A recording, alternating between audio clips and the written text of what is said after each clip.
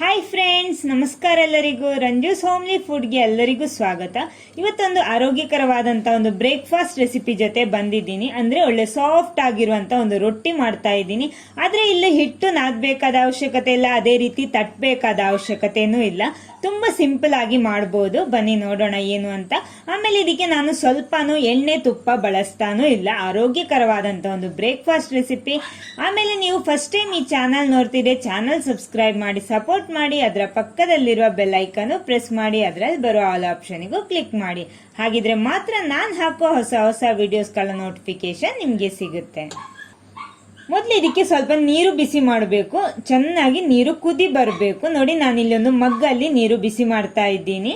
ಚೆನ್ನಾಗಿ ನೀರು ಕುದಿ ಬರಬೇಕು. ಆಮೇಲೆ ನಾನೊಂದು ಬೌಲ್ ತಗೊಂಡಿದ್ದೀನಿ. ಅದಕ್ಕೆ ಅಕ್ಕಿ ಹುಡಿ ಹಾಕ್ತಾ ಇದ್ದೀನಿ. ಮೊದಲು ನಾನು 2 ಗ್ಲಾಸ್ ಅಕ್ಕಿ ಹುಡಿ ಹಾಕ್ತಾ ಇದ್ದೀನಿ. ನಿಮ್ಗೆ ಎಷ್ಟು ಬೇಕೋ ಕಡಿಮೆ ಮಾಡಬಹುದು, ಹೆಚ್ಚು ಕಡಿಮೆ ಮಾಡಬಹುದು. ಆಮೇಲೆ ಇದಕ್ಕೆ ಸ್ವಲ್ಪ ರುಚಿಗೆ ತಕ್ಕಷ್ಟು ಉಪ್ಪು ಹಾಕ್ಬಿಟ್ಟು ಒಂದ್ಸಲ ಮಿಕ್ಸ್ ಮಾಡಬೇಕು. ಆಮೇಲೆ ಇದಕ್ಕೆ ಅರಿಶಿನ ಹುಡಿ 1/4 ಟೀ ಸ್ಪೂನ್, ಮೆಣಸಿನ ಹುಡಿ 1/2 ಟೀ ಸ್ಪೂನ್ ಅಷ್ಟು, ಅಂದ್ರೆ ನಾನು ಸ್ಪೂನ್ ತಗೊಂಡಿರೋದು 1/4 ಟೀ ಸ್ಪೂನ್ ಅಷ್ಟು ಜೀರಿಗೆ ಹುಡಿ, ಇಷ್ಟು ಹಾಕ್ಬಿಟ್ಟು ಒಂದ್ಸಲ ಇದನ್ನ ಚೆನ್ನಾಗಿ ಮಿಕ್ಸ್ ಮಾಡ್ಕೊಳ್ಳಿ. ಆಮೇಲೆ ನಾವು ಕುದಿಸಿಟ್ಟಂತಹ ಬಿಸಿ ಬಿಸಿ ನೀರು ಇದಕ್ಕೆ ಹಾಕೋಬೇಕು. ಒಮ್ಮೆಲೆ ಹಾಕೋಬೇಡಿ, ಸ್ವಲ್ಪ ಸ್ವಲ್ಪ ಹಾಕ್ಬಿಟ್ಟು ಇದನ್ನ ಮಿಕ್ಸ್ ಮಾಡ್ಕೊಳ್ಳಿ.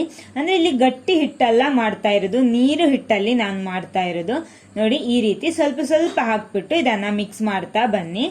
ನೋಡಿ, ಇವಾಗ 3 ಗ್ಲಾಸ್ ಹಾಕೊಂಡಿದ್ದೀನಿ. ಎಲ್ಲ ಹಾಕ್ಬಿಟ್ಟು ಒಂದ್ಸಲ ಚೆನ್ನಾಗಿ ಈ ರೀತಿ ಮಿಕ್ಸ್ ಮಾಡ್ಕೊಳ್ಳಿ. ಅವಾಗ ನಮ್ಗೆ ಗೊತ್ತಾಗುತ್ತೆ ಎಷ್ಟು ನೀರು ಬೇಕು ಅಂತ. ನೋಡಿ, ಸ್ವಲ್ಪ ಸ್ವಲ್ಪ ಹಾಕ್ಬಿಟ್ಟು ಈ ರೀತಿ ಮಿಕ್ಸ್ ಮಾಡ್ತಾ ಬಂದ್ರೆ ಸಾಕು. ನೋಡಿ, ಇವಾಗ ನಾನು ಟೋಟಲ್ 5 ಗ್ಲಾಸ್ ನೀರು ಹಾಕೊಂಡಿದ್ದೀನಿ 2 ಗ್ಲಾಸ್ ಅಕ್ಕಿ ಹುಡಿಗೆ. ಇದನ್ನ ಚೆನ್ನಾಗಿ ಈ ರೀತಿ ಮಿಕ್ಸ್ ಮಾಡ್ಕೊಳ್ಳಿ. ನೋಡಿ, ಈ ರೀತಿ ಇರಬೇಕು ನಮ್ಮ ಹಿಟ್ಟು.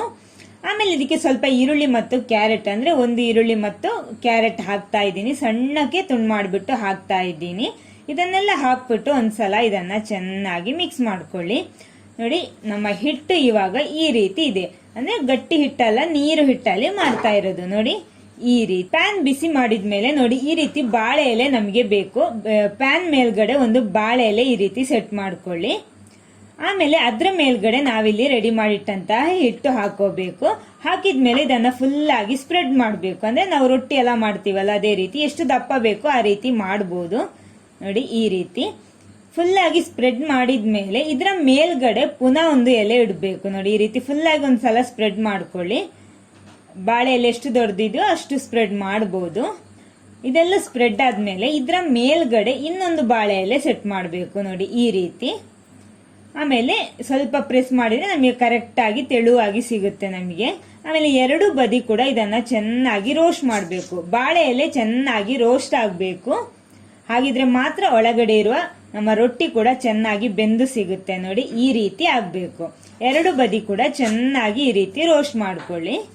ನೋಡಿ, ಇಲ್ಲಿ ನಮ್ಮ ರೊಟ್ಟಿ ಇಲ್ಲಿ ರೆಡಿ ಆಗಿದೆ. ಅಂದ್ರೆ ಸಾಫ್ಟ್ ಆಗಿರುವಂತ ಒಂದು ರೊಟ್ಟಿ ಇಲ್ಲಿ ರೆಡಿ ಆಗಿದೆ. ಇನ್ನೊಂದು ಮೆಥಡ್ ಅಲ್ಲಿ ನಾನು ಹೇಳ್ತೀನಿ, ಅಂದ್ರೆ ಹಿಟ್ಟು ಸ್ಪ್ರೆಡ್ ಮಾಡದೆ ಯಾವ ರೀತಿ ಮಾಡಬಹುದು ಅಂತ. ಅದೇ ರೀತಿ ನೋಡಿ, ಎಲೆ ತಗೊಳ್ಳುವಾಗ 2 ಕೂಡ ಒಂದೇ ಸೈಜಿನ ಎಲೆ ತಗೋಬೇಕು. ನೋಡಿ, ಈ ರೀತಿ ಅಗಲ ಇರುವಂತದ್ದು. ಆಮೇಲೆ ಎಲೆ ಇಟ್ಕೊಳ್ಳಿ, ಅದ್ರ ಮೇಲ್ಗಡೆ ಹಿಟ್ಟು ಹಾಕೊಳ್ಳಿ. ಇನ್ನು ಇದನ್ನ ಸ್ಪ್ರೆಡ್ ಮಾಡಬೇಕಾದ ಅವಶ್ಯಕತೆ ಇಲ್ಲ. ಪುನಃ ಒಂದು ಎಲೆ ಇದ್ರ ಮೇಲ್ಗಡೆ ಇಟ್ಬಿಟ್ಟು ನೋಡಿ, ಈ ರೀತಿ ಸೌಟಲ್ಲಿ ಈ ರೀತಿ ಮಾಡಿದ್ರೆ ಸಾಕು. ಅವಾಗ ನಮಗೆ ಎಷ್ಟು ದಪ್ಪ ಬೇಕೋ ಅಷ್ಟು ಕರೆಕ್ಟ್ ಆಗಿ ಸಿಗುತ್ತೆ. ನೋಡಿ, ಈ ರೀತಿ ಪ್ರೆಸ್ ಮಾಡಿದ್ರೆ ಆಯ್ತು.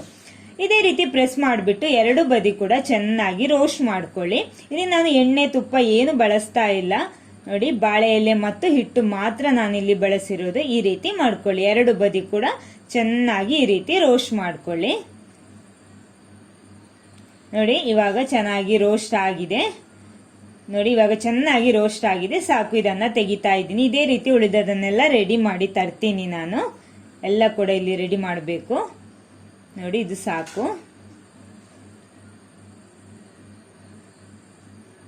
ನಮ್ಮ ರೊಟ್ಟಿ ಎಲ್ಲ ರೆಡಿ ಆಗಿದೆ. ಅಂದ್ರೆ ಮೃದುವಾಗಿರುವಂತ ಒಂದು ರೊಟ್ಟಿ ಎಲ್ಲ ರೆಡಿ ಆಗಿದೆ. ನೋಡಿ, ಈ ರೀತಿ ಇರುತ್ತೆ. ಆಮೇಲೆ ಇದ್ರ ಮೇಲ್ಗಡೆಯಿಂದ ಬಾಳೆ ಎಲೆ ತೆಗ್ಬಿಟ್ರೆ ಆಯ್ತು. ಇದನ್ನು ಸರ್ವ್ ಮಾಡುವಾಗ ಬಿಸಿ ಬಿಸಿಯಾಗಿ ಸರ್ವ್ ಮಾಡಬೇಕು. Veg gravy, non veg gravy ಯಾವ್ದು ಜೊತೆ ಬೇಕಿದ್ರೆ ಇದನ್ನ ಸರ್ವ್ ಮಾಡಬಹುದು. ನೋಡಿ, ಈ ರೀತಿ. ನೋಡಿ, ಇದನ್ನ ಎಲೆಯಿಂದ ತುಂಬಾ ಸುಲಭವಾಗಿ ಇದನ್ನ ತೆಗಿಬಹುದು. ಈ ರೀತಿ ಸಾಫ್ಟ್ ಆಗಿರುತ್ತೆ. ನೋಡಿ, ಅಂದ್ರೆ ಗಟ್ಟಿ ಆಗಿರಲ್ಲ, ಕ್ರಿಸ್ಪಿ ಆಗಿರಲ್ಲ, ಒಳ್ಳೆ ಸಾಫ್ಟ್ ಆಗಿರುವಂತಹ ರೊಟ್ಟಿ ರೆಸಿಪಿ ಇದು. ಈ ವಿಡಿಯೋ ನಿಮ್ಗೆ ಇಷ್ಟ ಆದ್ರೆ ಖಂಡಿತ ಲೈಕ್ ಮಾಡಿ, ಎಲ್ಲರ ಜೊತೆ ಶೇರ್ ಮಾಡಿ. Okay, thank you.